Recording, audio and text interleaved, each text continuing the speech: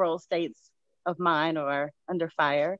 And I also work as an organizer for the ACLU of Missouri, and privileged to be a birth worker as well, serving Black families, serving Black mamas. I say that, my work intersects in so many different areas. I began really advocating for women experiencing violence in their homes and saw how that led to them experiencing violence through the system, being re-victimized by the very system in which they went to for help. And so that just really carried on into policy work and advocating for issues concerning police violence and really all forms of social injustice.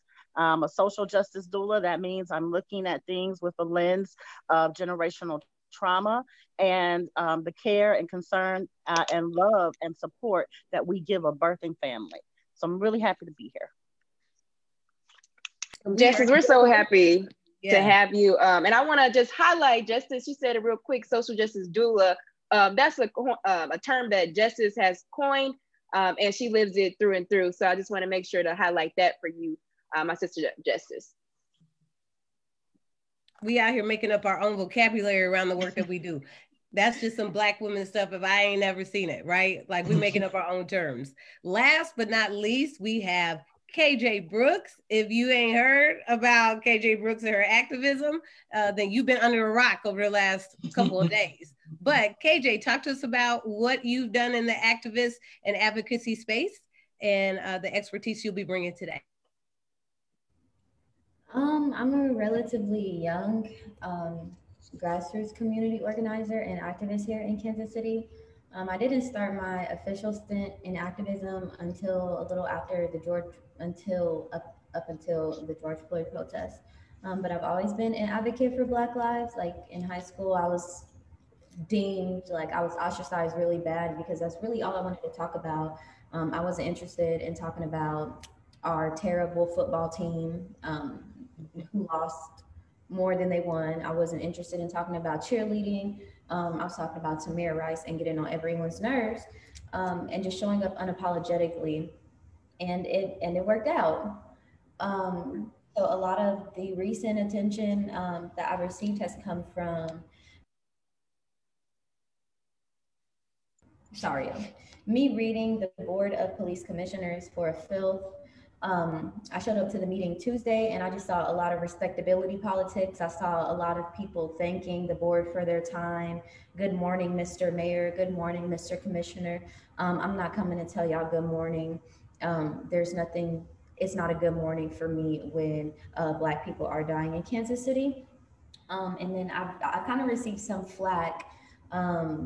You didn't have to get personal. You didn't have to hurt their feelings. You don't have to be mean about this. I think killing Black Kansas Cityans is mean.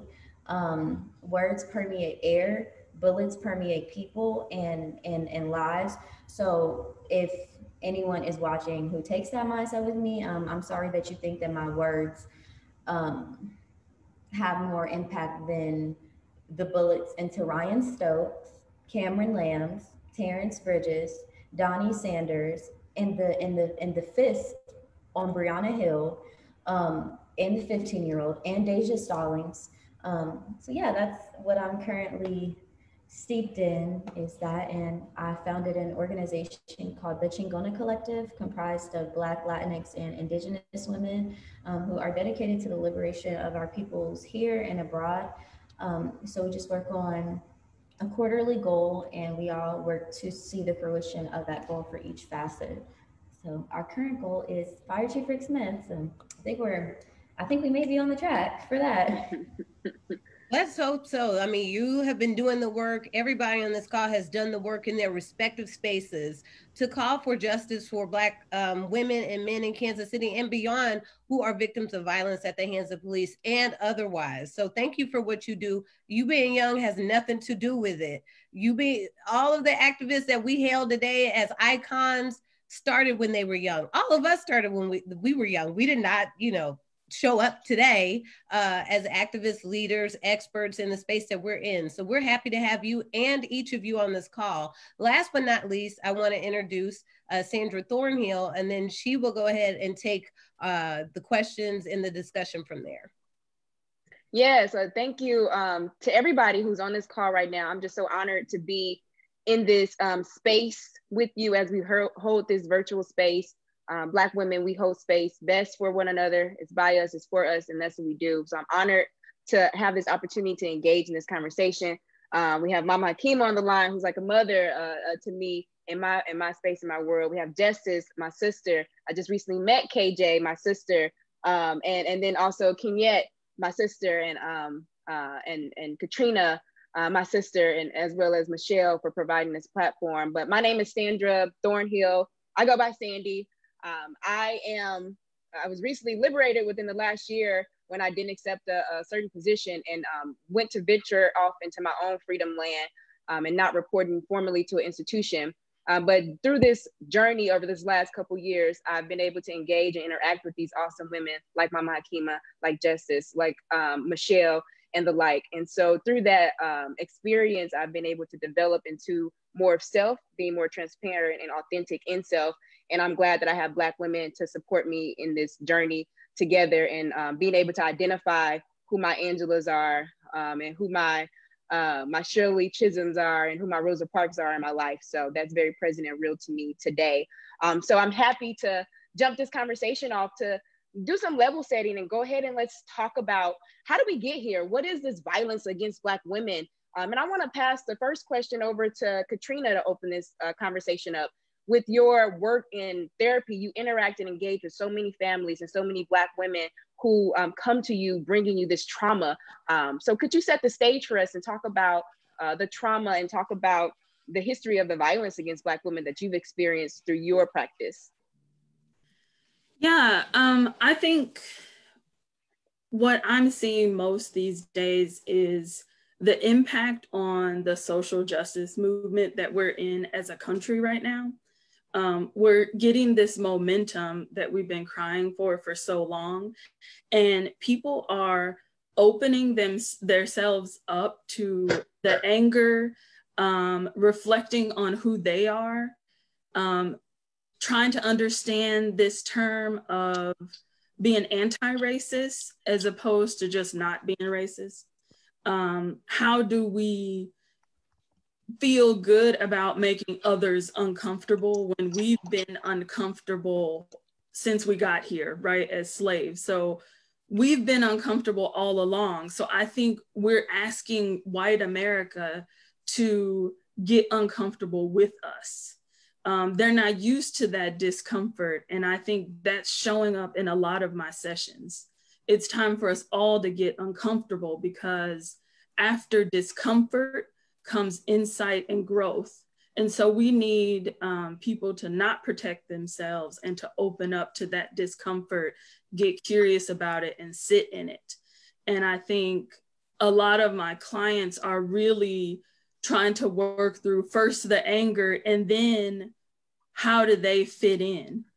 How do they make change? How do they get to have power in their world to create a safe space for themselves? Because that's one of the things as Black people, as people of color, Indigenous people, we're missing safe space for ourselves. We need a space for us. I think everyone on the panel is working to create those safe spaces. But that's the part that probably disturbs me the most, is how hard we have to work to create safe space, and how much of our culture is developed from that saturation in trauma to create safe space for ourselves. We didn't get a clean space to develop who we are. Everything was a fight to create safe space and to create who we were against a picture and a narrative that was telling us who we were, that was different from how we've always felt. Well, let's get into that. Let's talk about how we got to this state of carrying such a load of trauma and just that historical context. Mama Hakima, feel free to jump in on this part, and Kenyette. Like, how did we get here? What is that historical context that has brought us to having to carry not only the load of birthing this nation, nursing this nation, as well as working for this nation, but now carrying the trauma of this nation on top of our backs as well. How do we get here? I mean, I think I was just reading an article, and in the lens of mental health, I did a training. I was reading an article about how slave owners used to define when a slave tried to run away. It was a diagnosis. And that just blows my mind, right? So even from the beginning, how we were seen as a people, as it being crazy that we would not want to be slaves. They literally would diagnose us. And I think that's part of where the mistrust of the mental health system comes from. But I think from the beginning, when people aren't seen as whole people, as persons with life that is valued, I think that label carries a lot of things into who we develop, as how we develop our identities. And we go ahead, Mama Kima. Oh, I was just going to piggyback off that, Katrina. I was just teaching a class recently on the history of maternity care, and was pointing out in my class how the history of Black women, particularly in this country, is fraught with control over our reproductive capacities, and how in the beginning, under enslavement, how Black women's bodies were forced to perform reproduction, that we had to produce, and all the forces that came to bear were to get us to produce, for the sake of the enrichment of this country. And I just sort of went through the history of how we went from forced reproduction, which included forced lactation, because we were forced to breastfeed the infants of our enslavers, and how that became forced or coerced sterilization as a part of our history, and then forced and coerced experimentation, especially along the lines of gynecological procedures and birth control. A lot of that was tested on the bodies of Black and other POC women's bodies. And now until today, where that control is still being exerted, but now the goal is non-reproduction. But all along in our history in this country, healthcare has been used to enforce this coercive and forced reproductive or non-reproductive state that Black women find their bodies in constantly. Yeah. I think that, Mama Kima, thank you so much for that. And it really lays a nice historical perspective of kind of where we are today. And, if we're talking about, Dr. Marion Mims, who performed gynecological procedures on enslaved women. And I'm a big person about language. And I just want to pull into this space. The term slave is derogatory for me. I prefer that part of my ancestry, those were enslaved Africans. And that's how I see them, and that's how I will always address them. So now kind of moving forward, I do believe that looking historically at how our reproduction has kind of been controlled, I look at, the weight that we wear. I want to pull into space the work out of Georgetown recently about the adultification of Black girls. And the adultification of Black girls basically puts a target on our bodies before we even understand conceptually what sexuality is. Black girls, like any other girl, we learn sexuality by mimicking. We want to believe that we learn sexuality because of what our parents teach us. No, we learn sexuality the same way that masculine people learn sexuality, and that's through mimicking. But unfortunately, for Black women, Latinx, and Indigenous women of color, our girls don't get that ability to just be. We don't get that space to experiment and grow. And from a very young age, we put we over-sexualize Black girls. We'll start there. Over 60% of Black women are survivors of sexual violence before her 18th birthday. Our rates eclipse the general population. So we got to hold ourselves accountable for that. But the adultification of Black girls, oh, she's fast, oh, look at her trying to be hot, or, you know, even to the degree that we police our girls' dress is a form of violence against them. And for me, in my space, I really pursue it from a very intersectional lens. And I acknowledge that, yes, white supremacy has done a horrific job on Black people in America. And not just African Americans that are descendants of the transatlantic slave trade, but also Black immigrants as well. They too face racism in the United States. In addition, within that, we also face gender violence. And once again, Mama Hakima brought into space reproductive violence. Absolutely. Controlling our reproduction, telling us when to have babies, how many, when to nurse, when not to nurse, when to have abortions, access to contraception, access to consensual sterilization, all of that. I mean, I remember when Depo-Provera shots were given to women as a condition to have welfare benefits. I believe it was the late 80s, early 90s. Yep. That's agency control. So that's our government, and then weaponized. Exactly. Exactly. And I mean, we can talk more about the political part, but just kind of as kind of bringing this all into space in a primer, Black women and girls never had a damn choice. We have no safe spaces. We have no alliance with white feminism because of racism. We have no alliance with Black masculine social justice spaces because of sexism and misogyny. I mean, Eldridge Cleaver didn't just exist in a vacuum. We have no safe spaces for our queer and our questioning youth. We have no safe spaces with other Black women who subscribe to internalized misogyny.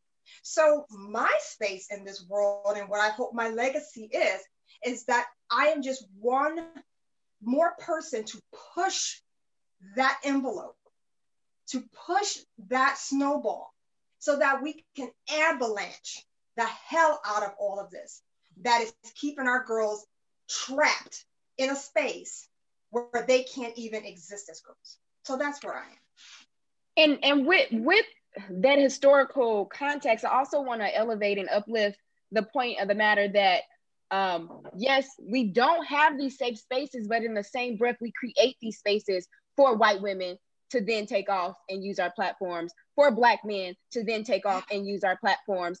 Over and over again, we're creating language, like we said. We're creating movements, and they get hijacked. Our language gets hijacked and misused. Our movements get hijacked and used against us. So what can we do? What is it? Because we know we got the sauce. We know we got the sauce and we can do it. But how do we make that come back to us so it can really be by us and for us? So I would say, speaking from my personal experience, so I remember very early in the Mute R. Kelly campaign, the women of color from Time's Up Now wanted to sort of collaborate on what we were doing. And then at another time, that quack of an attorney, Michael Avenatti, wanted to sort of center our work. And the one thing that my co-founder and I were very clear about is that this remains a Black woman, Black focused advocacy campaign. So we turned down a lot of people who wanted to kind of collaborate with us. And someone mentioned monetizing it. I mean, people wanted to collaborate with us to monetize it. And we said no. And I think you have to just be intentional when you walk into space that this is for Black women. This is for Black girls. R. Kelly raped and molested and abused Black women and Black girls. We got to call it what it is. Mm. And I think, I'm sorry, I think historically, Black women have not had space and voice. I mean, we do have, you know, we have Angela Davis, you know, who I looked up to. Angela Davis, Pam Grier, and Vanessa Del Rio. Those were my my idols. Take it however you want to take it. Anyway, Grier was your idol. Whose idol was she not? Yeah, okay. But the point I'm saying is, in those women, I saw agency and power and kind of pushing against what we're trying to still fight against now 30, 40 years later. So for me, I think, how do we prevent people from high sack for Assata Shakur? Okay, for those, anyway, I'm losing my train of thought. So what I want to say is that we hold on to our work. We hold on to our agency. Yes, Vanessa Del Rio. Look up her work. You'll see why I said that. And we have to be intentional. We almost have to be radically intentional about, now this ain't about you, babe. And even when we talk about sexual violence in the Black community as it relates to R. Kelly or Bill Cosby or whomever, you know, who are documented predators, we got to stop the, but what about white supremacy? Well, you know, yeah, Black men are falsely accused. I'm like, okay, so let's not do that. You know what I'm saying? It's like, we have to also learn that within the Black community, there is privilege. That privilege might come in terms of masculine privilege or heteronormative privilege or educational privilege. I mean, I've never seen more women, more Black women who claim to be about the movement shout down blue collar, working class Black women than somebody with a degree from Brown and a part of a sorority that runs in and ski-wees everyone.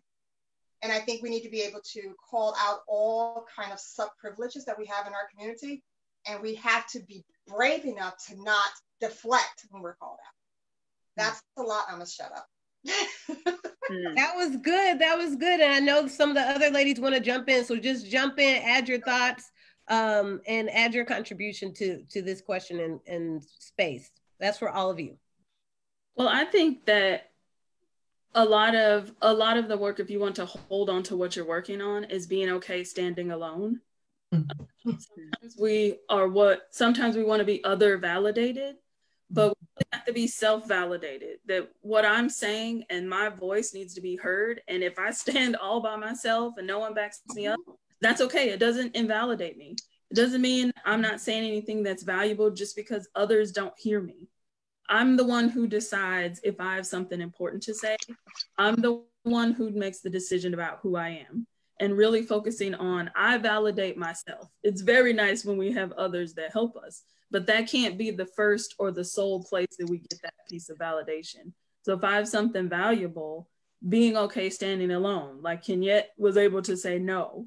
She was able to not get distracted by the pretty danglies of other people's purpose, but staying focused on your purpose and what it is that you want to do. And if you feel it's right and good, then that's the thing that's going to carry you to the end, and really staying in that space.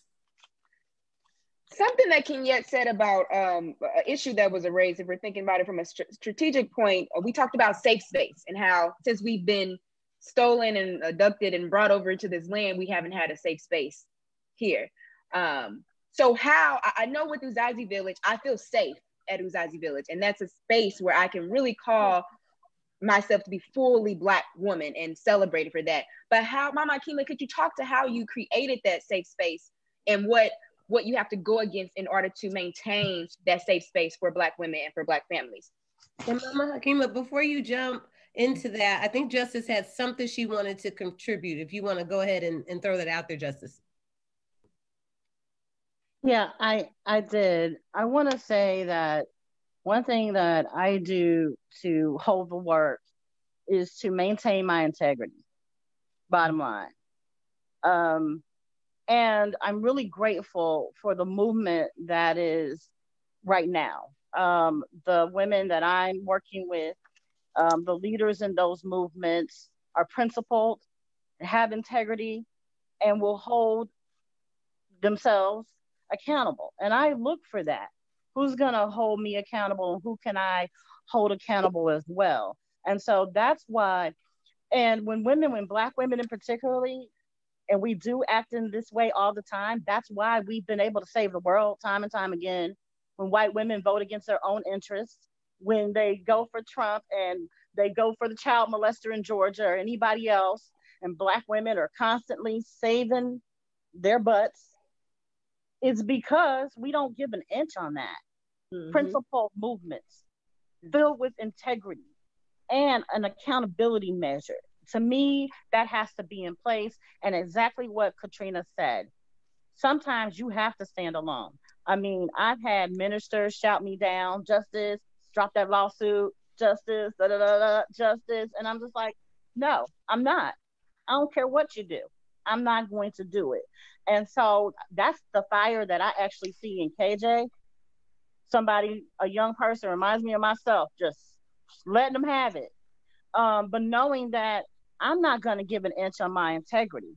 I'm not going to bow down to something that I know is going to be harmful, no matter who is in position, no matter who is, trying to lead that shit in another direction. So that's really just all I wanted to say about that. That's really important. Hold on to your integrity. That is important. I think when KJ, I think was a embodiment of that, and that she was standing up there by herself. If I'm not mistaken, KJ, you can correct me. Didn't they like try to keep you from talking? They had you on the list and they didn't want you to talk, and you got up and spoke anyway, by yourself, said what you needed to say, and was true to, what you felt at the moment. If you want to add to that, your thoughts on what that experience is like, and then we will kick it back to Mama Hakima to talk about the creation of safe spaces and why those are important. Yeah, I signed up before a few people, and they ended public comment after somebody that signed up after me. So I was just like, I signed up. I don't know what the beef is. I'm pretty sure it's because like anytime Quentin Lucas sees me, he like runs the other way, and he knows when he sees KJX on the list, like I'm coming for him. So I'm pretty sure he was like, skip, skip, skip. And I hopped right on up, and I was like, no, I'm not here to be nice. Fair. I gave him I said fair warning. You did, KJ. You said that right at the beginning. I'm warning y'all. I said fair warning. That's all the niceness they was gonna get. Yeah, that was really it. I didn't really have anything really eloquent or poetic. I was like, I'm tired of using my academia. I'm tired of trying to find big and poised and kind words that can just explain the frustration. They know people used to get lynched. They know what happened in the 1960s, the 1970s, 1980s in the Black community. I'm like, it's nothing else to talk about. I want to talk about that vomit-colored Men's Warehouse suit.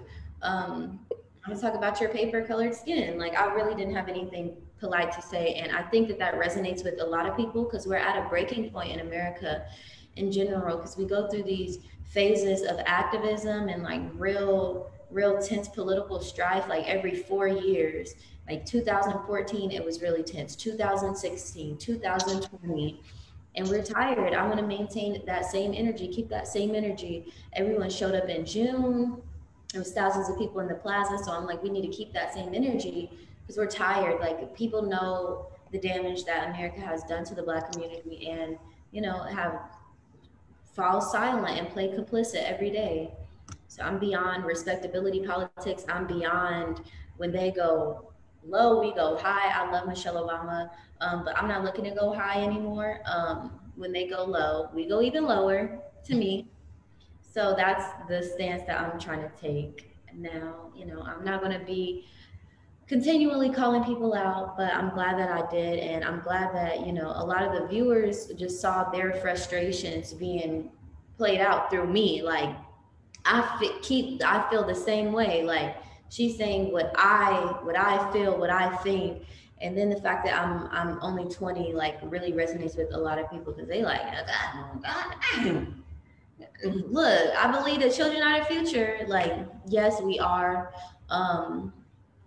So I'm just really happy that I can, have a platform now and just exemplify our local victims here in Kansas City. A lot of people didn't find them important enough. I've watched activists in this space hold protests for people in other cities who live 1,000 miles away from here, whose cities burned to the ground in their support, and won't even hold a protest for Donnie Sanders or Cameron Lambs, Ryan Stokes, Terrence Bridges. So now that we have the national intention, let's talk about our people.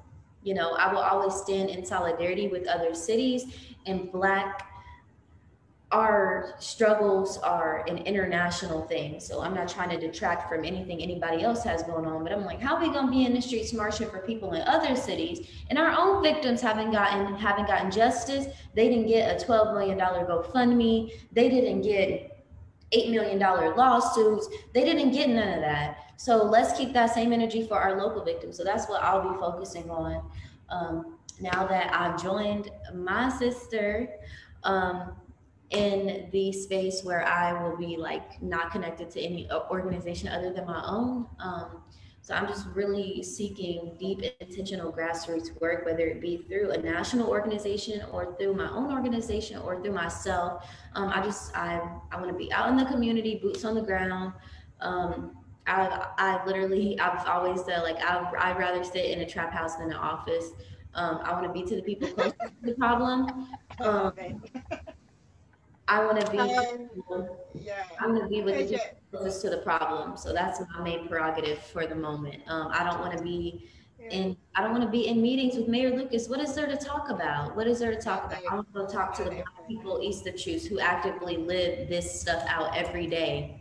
I can go out there and meet 12 different people who all have been beaten by the police. Man, they threw me on my damn head 10 years ago, knocked my spine. People have so many stories. I want to listen to that. I don't want to listen to the mayor Quentin shuffle his way out of everything. The same communities that he comes from, right? Our elected officials in Kansas City come from these very communities. I was gonna say your elected officials are not like Atlanta's. I mean, our Atlanta reps are all bougie. They're all from Morehouse. I mean, no shade to Morehouse and Spelman. I love the HBCUs, but yeah, your politicians are like it's the backyard. It's all performative. It's all performative. It's like they grew up here just to say that they grew up here. It's enough to say that you're from somewhere if you're not a true representation of your background. Like, I've had conversations with Quentin on the phone, and I'm like, is that a Black voice? Where does Black voice come from? Like, he's talking about, yeah, man. I'm like, God damn. Like, you talk like that, you know how to use AAVE, you know how to not enunciate every word, and like, I just can't. I'm like, why? What do you gain by not being your true, authentic self? We have nothing to lose but our chains. What do you gain other than money and a political position, which are all fleeting, which are all temporary? We get one life, so I'm like, I'm not going to sell my people out for an FOP check and for a re-election. I just wish he would have that same energy.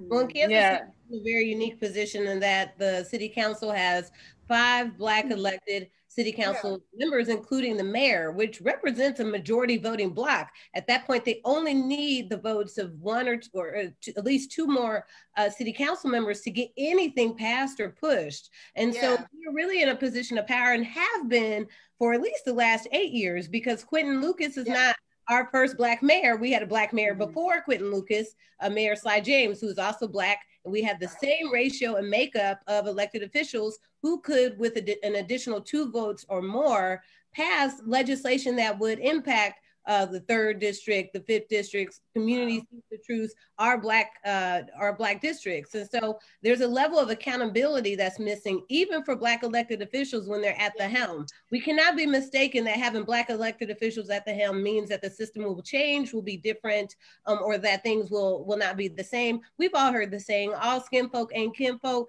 We have seen where, like in Kentucky, where you have had Black leaders, i.e. Daniel Cameron, the Attorney General in Kentucky, and they did not bring forth justice when they had the power and the means to do so. We've seen that time and time again. And so it's not enough to have Black elected leaders if they're not going to fight for justice, pass policies that impact Black people in their constituencies, and if they don't represent their constituencies well. So just to bring it all back, you talked about respectability, we talked about how we present, and I think that all wraps up into civility, respectability. Those are all other ways our body, our characteristics, how we show up as policed, tone policing, all of that. Keep us in line and in cages, and to metaphorical cages or otherwise, and to essentially create spaces that are not safe for us. So we're going to bring it all the way back. Sandy, I'll let you go ahead and take it back from here to talk about the importance of safe spaces.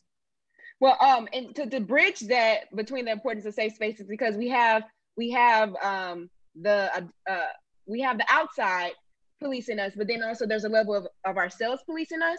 And so what do we as civilians policing our own selves? That takes me back to the enslavement plantations, where they would use our own people to police our people. And that was the way that they maintained control and dominance. And so I really want to bring that point to the matter of how we as Black people, as Black women, as Black sisters and brothers have to create safe space with one another to be able to come and be vulnerable and be authentic and truly ourselves. And so I will go back to Mama Hakima to talk about how in the space you've created, Uzazi Village, how have you been able to develop this safe space and maintain it?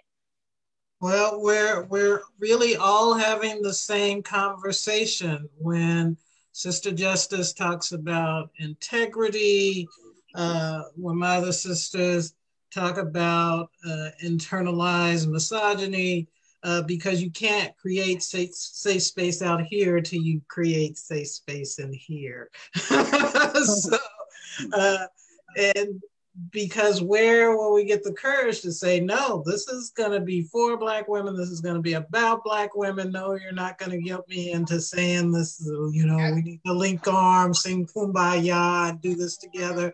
It really takes internal fortitude to claim what is ours, and to claim our own value, and to claim our right as Black women to stand for Black women. And I certainly know what that opposition feels like, where folks who told me many times, you don't want to, put that out there, that this is just for Black folks, or, you're going to raise people's hackles. And I just had to be at peace with the fact that my life, my existence as a Black woman has value, and this country has never valued that. There has never been the appropriate value placed on that by any other segment. And so it's got to come from us. So here at Uzazi Village, we did things as simple as creating images and representation of Black women and Black families in birth and in lactation, because you just don't find those images out in the world. And we really wanted to normalize that you can have a peaceful birth, you can have a successful breastfeeding experience, and we put those pictures on the wall. And even little things like image representation help to create the safe space, that when you walk into here, you immediately think, oh, this is for Black folks. and this is where Black folks can be Black folks. And we intentionally tried to create that space. But sometimes folks have a fight because they haven't created their own safe space internally. We have a horrible struggle, as I'm sure my sister Katrina could speak to, with our own internalized racism and finding our own dignity and worth, because all we've ever known is we've lived in this environment called America, which is very hostile to our Blackness, to our beauty, to our human dignity. And so it's, coming to terms with that internal piece first, and then we can start to create those external spaces around us. And as Sandy talked about, our interconnected sacred spaces with one another too. I want to share just a little bit on this. You know, it's really important that we create our own safe spaces. So, Mama Hakima, prime example of somebody who's done a very good job of that. And I look at what, we decided with our Group World Justice Network, we're going to take a house in the community and turn it into our headquarters, and there will be a safe space for us to gather. I mean, and I'm seeing this happen all across the country in different spots in our city where people are claiming that space, that they are claiming that land even. I mean, we had folks guerrilla gardening saying, hey, we taking this space, we gonna grow some food for our people. And so I just want to contribute that. It doesn't have to be this huge building somewhere, that people are legit carving out. Like, we legit have a house and we said, this is what we are doing with this house. This will be for our sisters in the community. This will be a safe space. And so I encourage anybody who's thinking about doing that to do it. Do it, because nobody is going to take care of us but us. As we continue on, we see what's happening even with this election. The threat of violence just so we can vote is so real. As somebody who's managing people, legal observers on the ground in various places, I'm getting those reports that we have legit people showing up at polls to harm Black people because they do not want us to vote. So having those safe spaces wherever you can carve them out, please do. I just want to say something about safe spaces as well. And I want to go back to the comment, all skin folk ain't kinfolk. And we got to be super clear about what is a safe space and what does that safe space look like. There's a couple of young ladies that I mentor. They range from 17 to 32. And each of them have a story of going into what they perceived was the safe space and either dealing with misogyny war from men, internalized misogyny from women, respectability politics from older women, queer bigotry and phobia. And we gotta be really intentional when we say this is a safe space. This is a safe space free from transphobia. Yes. A safe space free from, internalized misogyny. Yes. You can be a preacher or you could be a sex worker, and this is still a safe space for you. You can be a single mama on welfare, or you can be a PhD from University of Pennsylvania. This is still a safe space for you. And I think we have to be able to unpack a lot of what we have learned as Black women. Those of us who are middle-aged and above, how much of that internalized misogyny and transphobia and queer bigotry did we internalize? How much of the kind of, classism did we internalize? And we have to unpack that first. I agree with Mama Kima. You got to unpack, you got to have a safe space within yourself. When I walk into a room, I say, who is Kenyette? What are Kenyette's needs for community? And I have to be intentional about, I want to be in space with people who are fighting against police violence. Okay? I also don't want to be in space with the people fighting against police violence, and they are also transphobic. I want to be in space with Black women so that we can speak about a collective Black female experience that transcends economics. It transcends which neighborhood that you grew up in. A Black woman in America, we all have a collective story. But I don't want to get in that room and there are sisters that are talking about their sorority boule, and then you got sisters over here with an 11th grade education that's working at the Walmart trying to put food on the table, and I'm tired of all that shit. I'm over it. Yes. And what I say when we make these claims of safe spaces, the other safe space, religious tolerance. I can't tell you how many safe spaces I've walked into and it was Christian dominated. And I'm like, wait a minute, what if I don't, adhere to those religious beliefs? What if my belief system is more of a traditional African Yoruba belief system? Where do I fit? Where do I fit when instead of reading the Bible, I go to my ancestors' altar and I pray to my ancestors, and now you're looking at me like, that's witchcraft. You can't do that here. But I thought it was a safe space.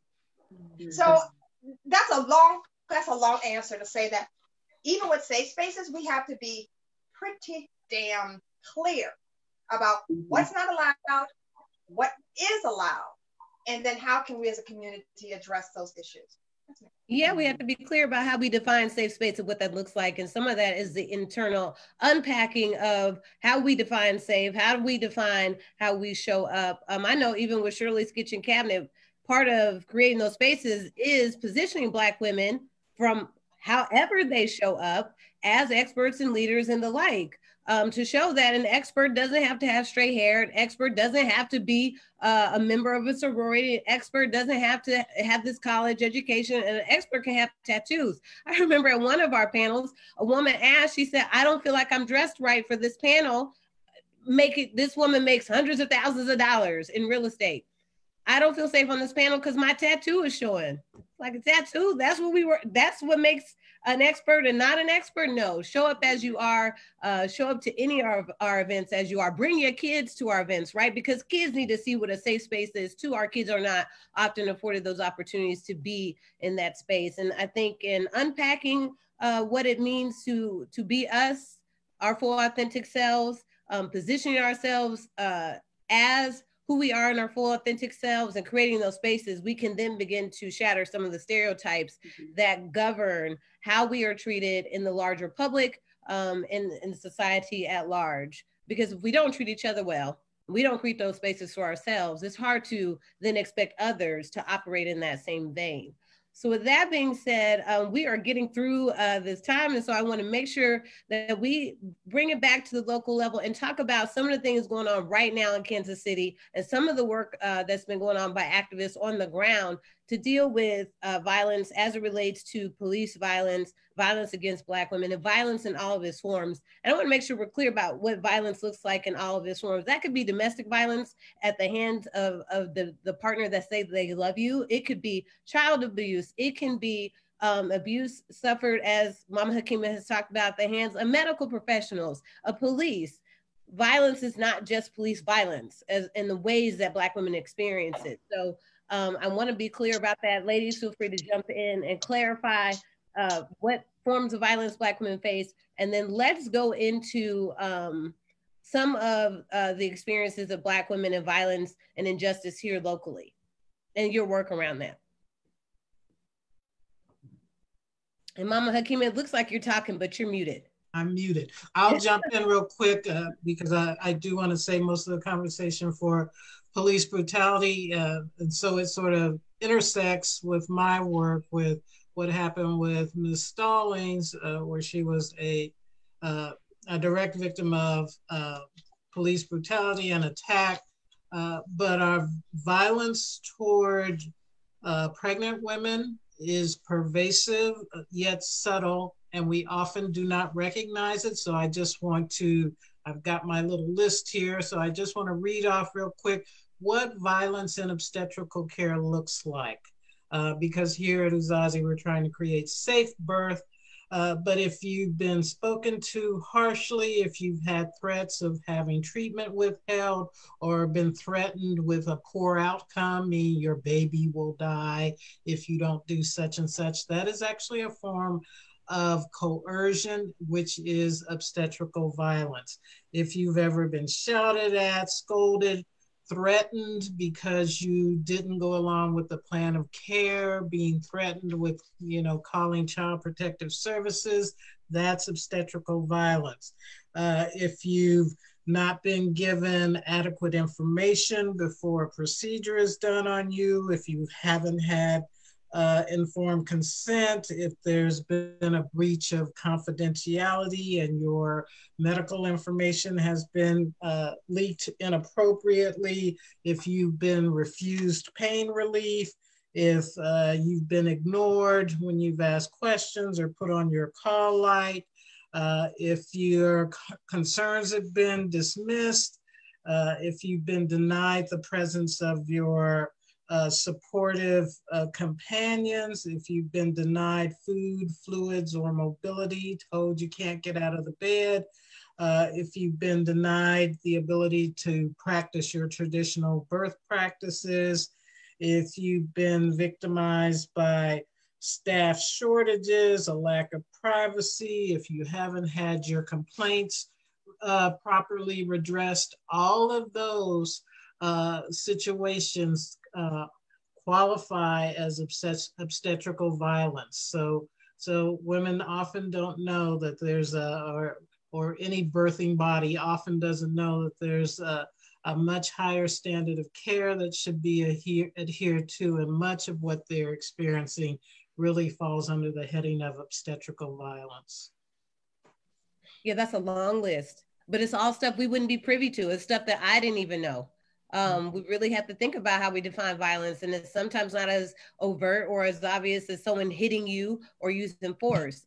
Violence shows up in many forms. It can often as manipulating you, coercing you, and in some way forcing you to go along with their plan over what you think is appropriate to do.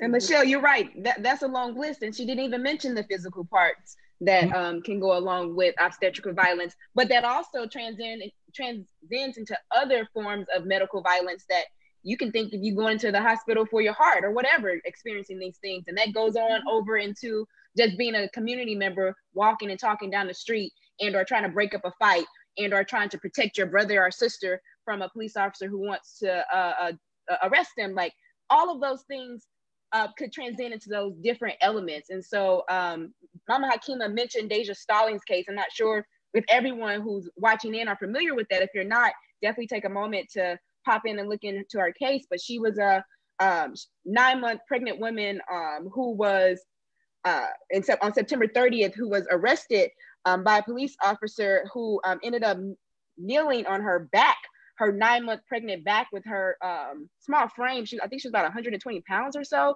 kneeling on her back while she was laying on the ground.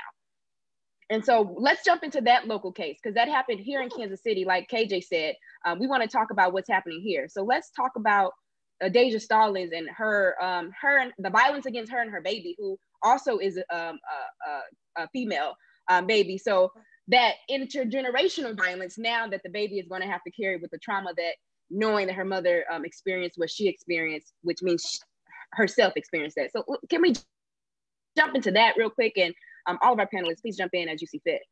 So I'm not from KC, but I've been following her story very closely here in Atlanta.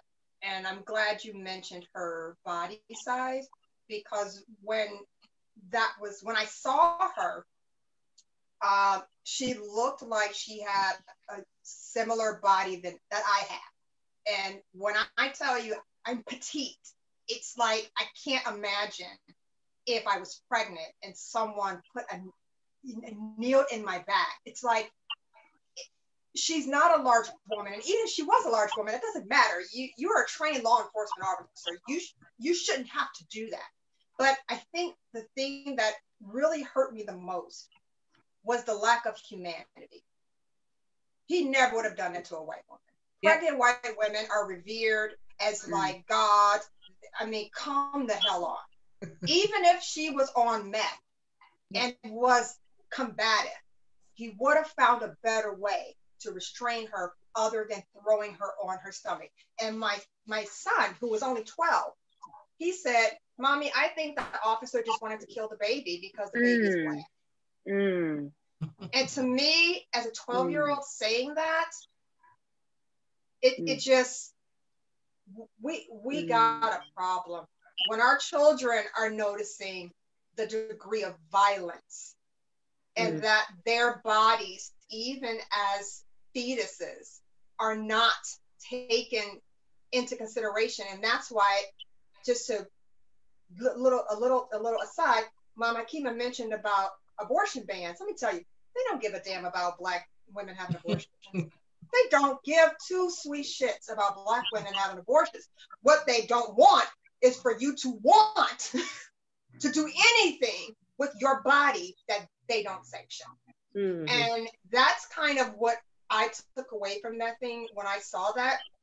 That and my baby's words of just, the cop just wanted to kill the baby because he didn't want any more Black people. That is telling on so many levels. If you're watching and you have questions, put them in the chat. But to keep the conversation going, KJ, Justice, y'all have been on the ground fighting for Deja Stallings. Y'all have camped out of City Hall. Y'all have chased down Mayor Q and got him running from you. Talk about the tactics and the strategies y'all have used to try to uplift her case, because again, while Black women are leading movements, our experiences in police brutality in general get left out of the storytelling. When you look at the most reported incidences against police officers, this was mentioned in our last Kitchen Cabinet Strategy Forum, it's sexual assault and violence, sexual violence. I often think of the Holtzclaw case in Oklahoma, a case where the officer had been convicted of 18 counts of raping and enacting sexual violence against Black women. You never would have even heard about that case had it not been for a Black woman uplifting the case. Teslyn Figueroa, she uplifted that case, and that's the only reason why we've even heard about it. In a rare moment in history, we were able to get justice. The officer was found guilty and sentenced to 263 years in prison. But how many women had he done this to, and they probably didn't step forward? Because like he said, he targeted Black women because he knew that if they had cases, that's predatory, animalistic. Like very predatory.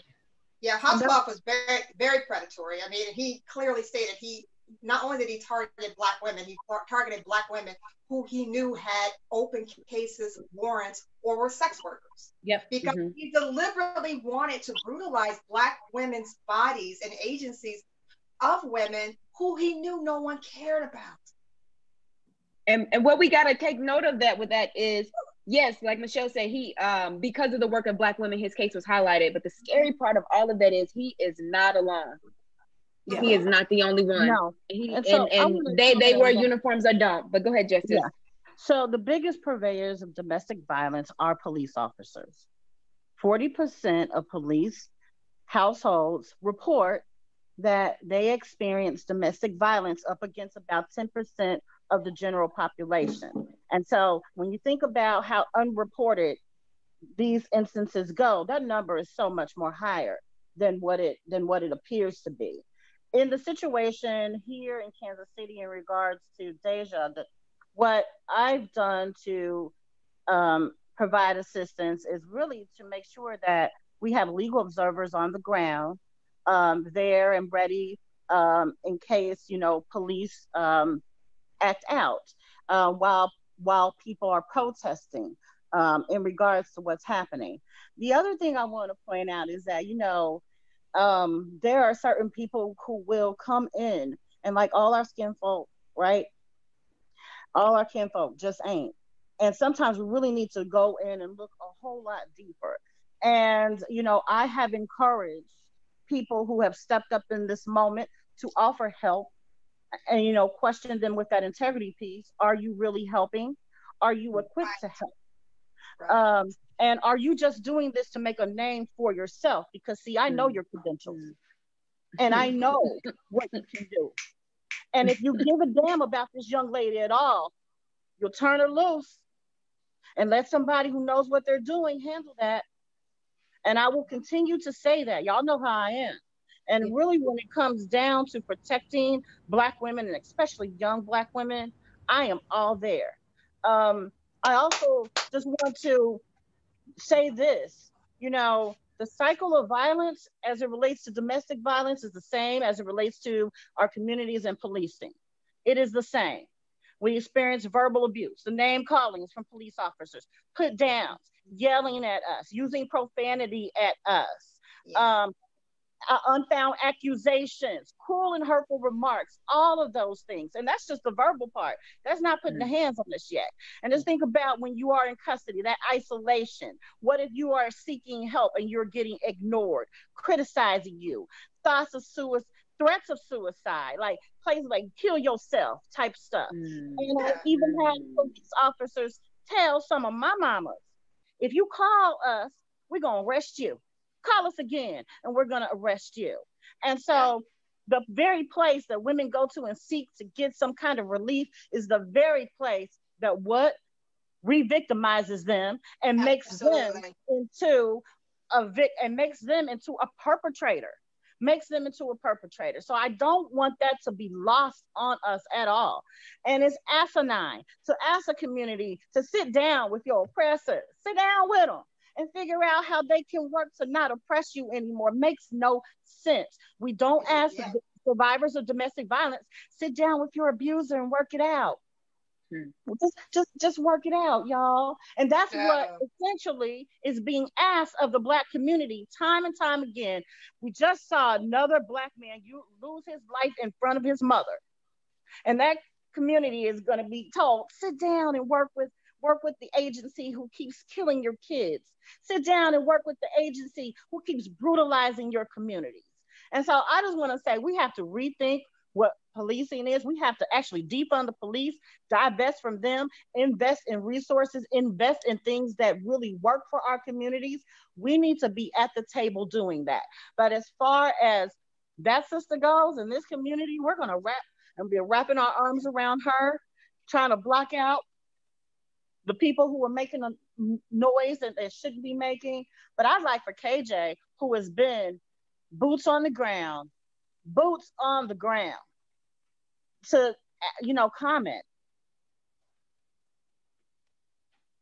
Yeah, I met Deja.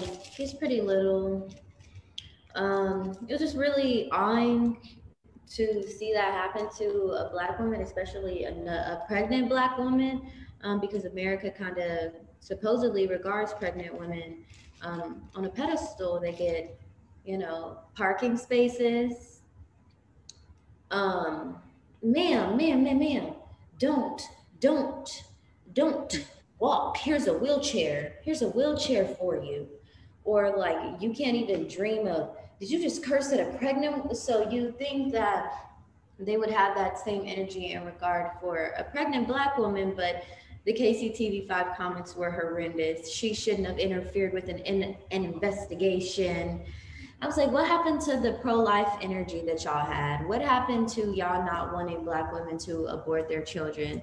Although what technically she wasn't aborting it, but had that baby passed, then they would have been, oh my God, pro-birth, pro-life.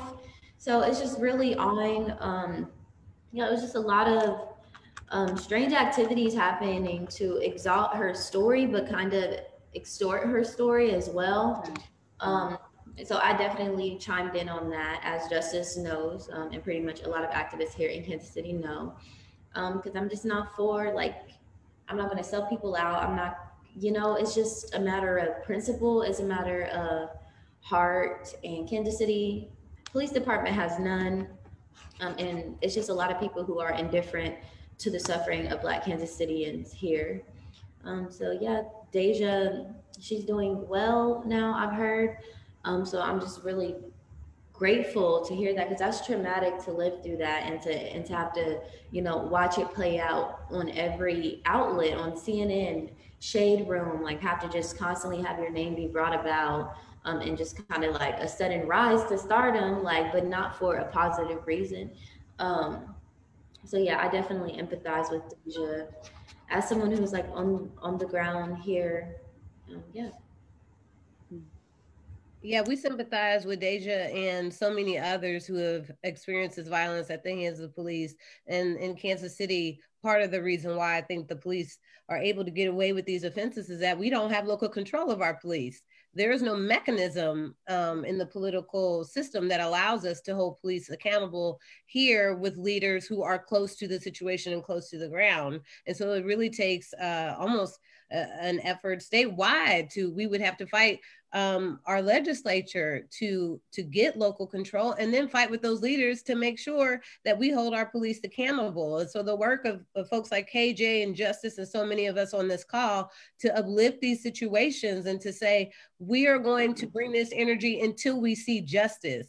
Like we're seeing in Kentucky with the Breonna Taylor case, even without getting justice that we seek, we still see people marching. We still see people keeping that same energy, and we've got to do the same here in Kansas City. It's just not enough to camp out in front of City Hall if we're not going to ensure that justice is served and contributing from wherever we sit. If you're not going to be out there protesting, then go out there and bring them folks some water, or share the story on social media, or come to the police commission hearings. And when Deja's up there reading everybody for filth, you know, again, show support. There are many ways. Or give these grassroots activists some cash. Cash, money, cash app. Yes. Let me tell you. We are broke as hell. We are broke. Let me talk on that. We are broke. We are broke as hell. We are broke. Everyone extends our labor. Everyone loves the videos. They love watching the live streams of the protests. They don't realize that we have legal charges. Yep. We have cases pending. My car got towed. Like they hit me with parking tickets now. Post your cash app, honey. Yes. I'm sure we can give you something. It's a lot. It's a lot that comes out of, you know, it's a lot to go and protest. Like I was actively doing DoorDash every Friday night because that's the busiest night of the week, but there's a Friday night protest at KCPD headquarters. So I was like, dang, man, like I have to show up for that. So it's a lot of sacrifices that we make to be active in this movement. I didn't work all summer. I was strictly protesting, grassroots organizing. I was driving back and forth from Atchison, Kansas to here. So that's an hour drive. I was driving 2 hours every day, getting home at 2 o'clock in the morning, getting right back up at 10 o'clock in the morning and coming right back. That gas money, people think that it's just lovely. AT&T was like, activism. I am finna cut that activism phone off. Oh, honey. No, seriously. And I hear you. I mean, when I did Mute R. Kelly, let me just give you some, because you say you have charges, things like that. Okay, let me kind of give you some dollars and cents. For the first, I would say the first 6 concerts, I really believe when I looked at the numbers, it was when it hit $30,000, I just stopped counting and I just gave it all to my accountant. So I had to pay all that myself. And some of that was money that I had to pull out of my retirement account. Some of it was money that I borrowed. I mean, at one point we put up a GoFundMe, a PayPal link just because I was buying airline tickets to go to these protests. I was on the phone for 5 and 6 hours a day organizing with activists in another country. So I hear you, and I don't think we talk about that enough in these spaces. We talk about the passion, and yeah, you need the passion. We talk about the vision. Yeah, you got to stay focused. We talk about, you know, checking in with yourself about your intent for being there. We all know that, but we don't talk about cash. We need therapy. Like we need therapy. You got to pay for a therapist. A lot of young activists I know are either trashly employed, so we either work for really big corporations, bartending, server jobs, like just really grassroots things, and then people like we kind of go out and subject ourselves to more terrorism. Like one thing that I make an effort to do is never like I don't expect Black people to expend their time off of capitalism at these protests. And you know, niggas don't want to go to, I'm sorry, like they don't want to go in front of KCPD. A lot of people East of Truth have been to jail, know somebody who's been to jail, have warrants, have weapons. I hate to say it like that. I'm not trying to villainize our people. We have 154 homicides. We have 154 homicides this year. People feel a need to protect themselves. So I'm not going to villainize anybody for that. But it's a lot to come and protest. So I'm just really grateful for like the influx of support that I received, because it's like we was thugging it out all summer, ramen noodles, you know, meetings, noodles.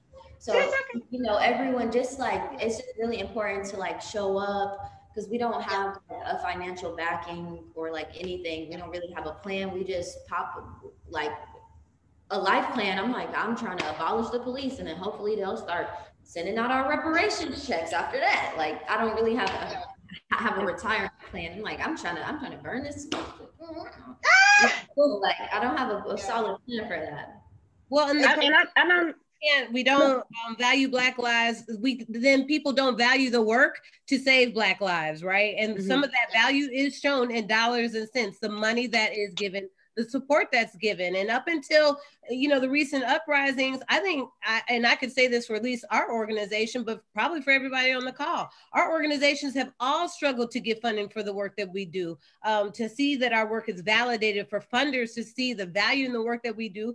Because I don't know about any of you, but I have to keep a job on top of running Shirley's Kitchen Cabinet, and having to keep a job and having to keep contracts and still trying to run an organization that's trying to uplift the plight of Black women and make sure Black women are in seats of decision-making power. I'm then not able to bring my full self, my full expertise, all of the skill sets to this work. And KJ, I'm sure you're not either when you're trying to do DoorDash and be at the protest. There's some choices. And we shouldn't be in that position. If we truly value Black lives, we truly value Black women, we trust Black women. Especially when I can go on Instagram and I can see t-shirts and paraphernalia and merch that's going into white pockets. Like, what the hell is that about? I mean, I read an article somewhere that there was over $1 million just made during the whole summer protesting in merchandise sales, and people were like, my Facebook feed was full of t-shirts and merchandise about Black Lives Matter. And I'm like, who are you? And then you go do some digging and it's Brittany. Brittany making the money off of our plight and sorrow. And so, or it's the NBA or NFL or whoever. No, if we can't do it. So my thing is, but then our grassroots activists, our young activists who not only need support and money, they also need mentoring. They can't get any of that because they got to do DoorDash and Uber at the same time. I've seen it. I've seen the young people with all the lights on the cars. Yes. They drop your food off, and then the DoorDash light goes off, and then the Uber. I'm like, do your thing. But this is what our young people are doing. Well, then we want them in the street too. Yes. You're asking too much. Black women, I love the term Black girl magic and that we're super women, but it often negates that we're human people and that we don't have feelings, or we don't get tired, or that, I burned my cake to do all this extra stuff. We don't have that. I traded in my cake for a blanket. I now sleep. Take a nap every once in a while because the sisters take naps now. Yes. So we have put in the chat, and Mama Hakima and Justice put in the chat your organization, where folks can find you to donate, whether it be money or resources. And again, if maybe you don't have the money, but maybe you have a gift of talent, of skill set that you can bring to this effort and to this fight. Maybe you have things you can donate, furniture, paper, time, whatever it is. All of our websites are in the chat.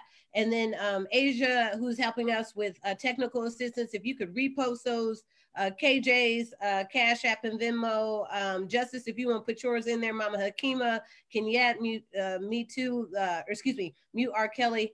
Let's get those in there.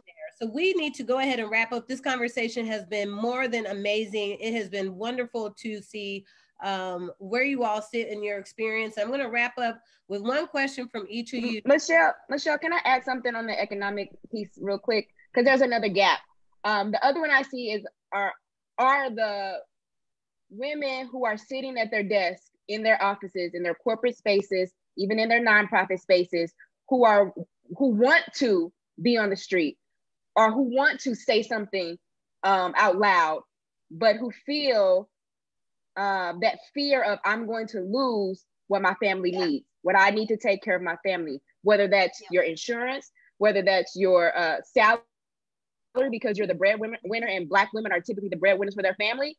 And so how violence is perpetuated because the whip and the the whip of the salary and of the insurance and of this dominant white supremacy, capitalistic culture mindset traps us from advocating and standing up for our sisters. There's a huge population of us who may not have that opportunity, like a KJ, to put it all on the line, or like myself, who I don't report to institutions, I report to myself. So I do what I want to do, I say what I want to say, and I'm aligning myself with Black women who feel that same way. But some of us are still inside of those offices. Some of us are still wearing these disguises because they feel that they may lose something that they need for their family. So how can we speak to them on utilizing their platforms and their voices? And this may be a good transition into the next our next piece about call to action. But how do we speak to them about using where they are right here, right now in their present being to still advocate and help eradicate violence against the Black woman?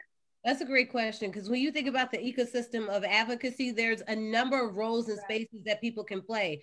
Everybody ain't a KJ and ain't about to read, you know, the mayor and the police commissioner for filth. That's just not everybody's space. For some women, maybe your space is you're just a good storyteller and communicator, and you understand how to craft stories and messages so that the story is told and understood. For some women, maybe you understand numbers and data. And like when it comes time to understanding the research and the statistics about what's going on with police violence, you can whip those numbers up in a hurry. Maybe you're a connector. Maybe you're a woman who knows everybody in town. You know how everybody operates. You know where the landmines are. You know who don't like who and who really fucks with who, all this other stuff. Your skill set is necessary. Maybe you are the woman that's, you know, high on the totem pole in corporate America, but you have access to dollars. You know where those dollars lie. You know where money can be garnered to help people like KJ, like Justice, like Kenya, like a lot of us on the call. And you can call the shots on where that money is directed. So part of it is just realizing what you have to contribute and bring from wherever you sit, whether, again, you are the CEO at Sprint or you are the mother on assistance with 6 kids. Everybody has something to contribute. And sometimes that's just your lived experience. And sometimes that's just going down to the development office and saying, hey, these are the next 5 orgs we finna give donations to. And using your power from wherever you sit. And so with that, I'm gonna go ahead and give you all a second to talk about how people can take a practical, tactical stance or position to help you in the work that you are doing right now. What is something someone can do to get engaged, whether it be in the Deja Stallings case here in Kansas City in the protests or otherwise? What are some practical takeaways that you would give to our listeners who are participating today? I think I'm about to gear up a huge FGM resettlement program. FGM is female genital mutilation. We do have a large population, and I think Kansas City does too, of Somali Americans. I actually met a Somali sister who was cut, and the conversations are chilling. And because we have large immigrant populations in the United States who still deal with the same systemic racism, the same obstetric violence, I think we need to be able to make space for that. So what I'm working on right now is some policy stuff in the state of Georgia. And I'm also looking to organize with some Somali sisters here in Atlanta, looking at how we can support survivors of female genital mutilation who are now naturalized American citizens and who are Black women. So that's what I'm really working on right now. That works. And we'll popcorn it. So just hop in and give your practical takeaway and ways people can help. I got work. I do. So let's start. If you want to get down with helping us get local control, I'm going to need you to contact me at the ACLU of Missouri. Google, look it up, and send us a message so that I can get you on the list. You can reach out to me there at jgatson@aclu-mo.org. jgatson@aclu-mo.org. If you are interested in becoming a legal observer,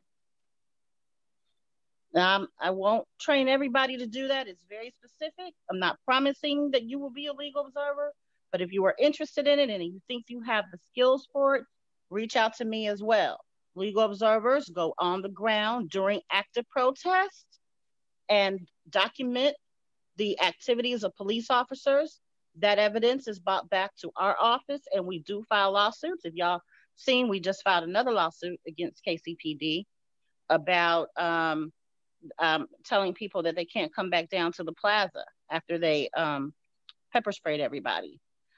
Real Justice Network, our community house. I dropped a link for donations that we're collecting. We are rehabbing that house.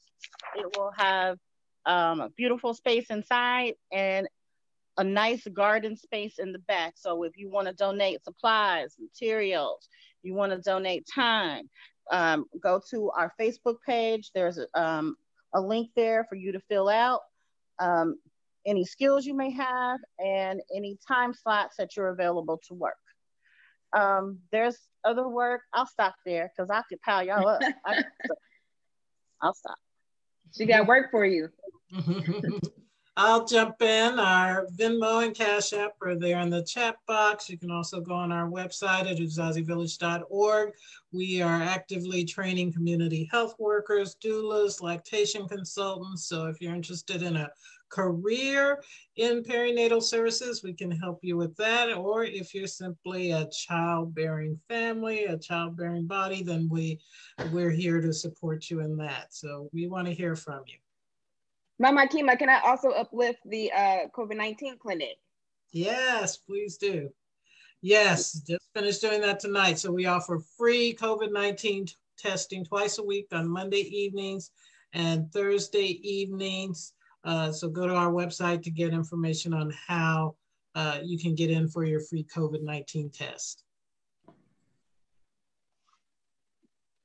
And I just saw Katrina dropped off. I know she had some other things with her young baby, but Katrina is a family therapist. Her information for her Stoddard Family Therapy is listed in the chat. So like we're speaking on, you know, we do all of this work, but we also carry that load. So we want to connect with sisters and therapists like Katrina. So definitely reach out to her family business. If you need an appointment, need someone to talk to, reach out to her, and that'll be a great way to support Katrina and the Stoddard Family Therapy. I'm actually back. Do you guys see me? I see you now. Well, I wanted to say, like, it's really important in our community to begin to destigmatize participating in therapy. Therapy is not for crazy people or people that, right, there's a place for pervasive mental illness, but therapy is a space for you to come to a place where you're accepted. It's a one-sided conversation where you have space that's focused just on you. Therapy is for a space to make decisions and have a safe person to bounce back ideas off of. Therapy is for a person who's hurting and needs a clean space to heal. Therapy is not just something terrible has happened in my life. I have plenty of clients that come to me like a primary care physician. I have these decisions. I want to hear myself talk in a space where I don't have to worry about someone else's feelings. So because I focus on people of color, I think that does provide that safe space for someone that you don't have to explain your experiences to. So you want to look for a person of color or a person you can identify with. If you don't like the therapist, that's okay. We don't take it personally. Choose another therapist, shop around. We don't mind. But I do think that therapy is a good space. I've been to therapy myself. I obviously base my whole life's work on doing this. It's really important. And if you sent me an email and just were looking for a therapist and you weren't in my wheelhouse, the things I specialize in, I have lots of friends that I will refer you to. So if you just contact me for whatever, I will always respond and be helpful. So please, if you need to reach out, you're not alone, whatever it is you're dealing with, I can help you get to a space where you can get the support you need. So whether it's getting therapy or helping Kenyette with the work that she's doing abroad, or helping Justice with the ACLU, or getting on the ground and helping KJ in the work to seek justice for Deja Stallings, there's lots that you can do. Shirley's Kitchen Cabinet is also providing opportunities for you to step in. We are asking individuals and organizations to help us in the charge for getting our demands met around Deja Stallings, and seeing the police chief be fired, because at this point, like, you have not done your job. He's got to go. And so what we have is, we have a letter that we will be submitting. We want you to sign on to that. And that letter is going to be submitted to not only the mayor and other decision-making leaders, but also this is where elections come into play. We have a prosecutor's race in Kansas City. The prosecutor decides whether charges can be brought and are brought and solidified against officers who engage in injustice and inappropriate activities. We've got 2 women running for prosecutor. We've got a Black woman running for prosecutor. We need to know that if you're going to be elected to office, that you are going to be an advocate for the issues that matter to Black women, which is police violence. And so there will be a link put in the chat if you want to sign on to that letter. That's one way you can engage. There is power in unity and grassroots movement and collective activism. And this is one way to do that. So if you want to sign on to that letter, we will have a link for that. Voting is another way you can be engaged. If you have not voted early and you have the ability, you can go down to the election board, your local election board, and vote in person, or you can vote on election day. And so we have a pledge to vote with Shirley's Kitchen Cabinet. There will be a link for that also. And we're even going to make this fun. If you sign the pledge to vote and you go and vote, we'll put you in a drawing for one of these lovely Michelle Obama vote necklaces that were made by a Black woman. I don't know if you can see it. So we even got a little incentive, right? Like, if you are interested in perhaps having one of these necklaces, make sure you go vote, sign our pledge to vote to get engaged. And Sandy, I'll let you give the last action that we're having with Shirley's Kitchen Cabinet. Also, I want to add on that voting tip. Shirley's Kitchen Cabinet does have a voter toolkit. So we'll drop that in the chat as well, just so you'll be prepared to knock it out at the polls and also know who to contact if somebody wants to step. So definitely check out Shirley Kitchen's Cabinet Toolkit, which will drop in the chat for you.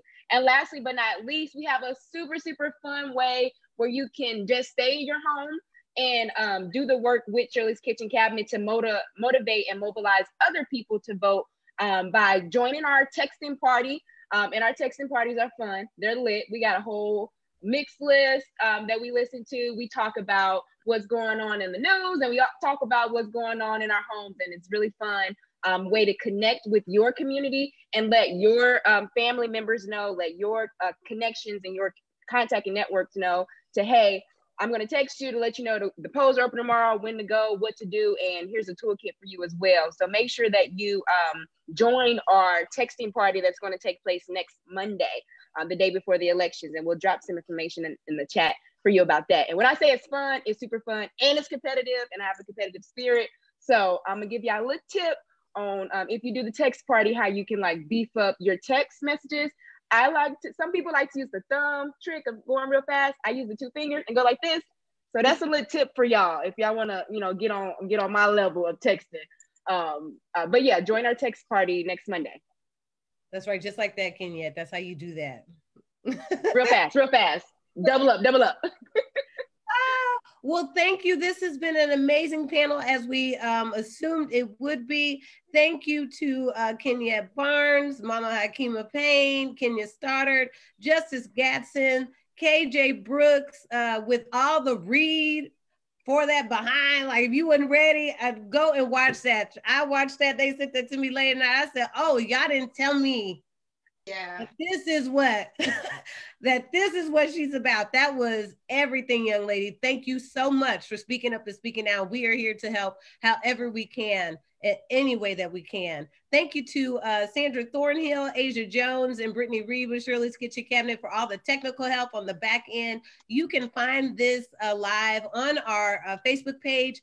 Shirley's KCMO, and visit our website, www.shirleyskitchencabinet.org, to find more and everything that you need. Queens, thank you for gracing us with your presence. And yes. Thank you, guys. Buenote. Ciao.